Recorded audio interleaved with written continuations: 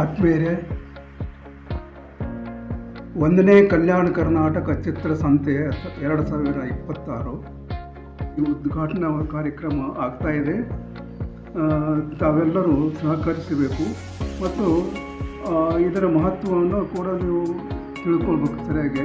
ಇಲ್ಲಿ ಕಲ್ಯಾಣ ಕರ್ನಾಟಕ ಅಂತಂದರೆ 7 ಡಿಸ್ಟ್ರಿಕ್ಟ್ ನಾವು ಟೂರ್ ಮಾಡ್ತಾ ಇದ್ದೀವಿ. ಅದು ಬಹಳ ಮಹತ್ವದ. ಅದು ಒಂದು ದೊಡ್ಡ ಪ್ರಮಾಣದಲ್ಲಿ ಆಗಿ ದಿನಾಂಕ ಮಂಗಳವಾರ 17 ಫೆಬ್ರವರಿ 2026ನೇ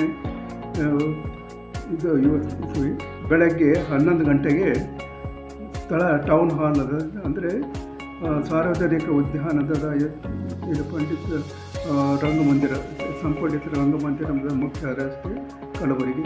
ಇಲ್ಲಿ ಈ ಜಾಗ ನಮ್ಮ ಒಂದು ಆಸೆ ಇದೆ.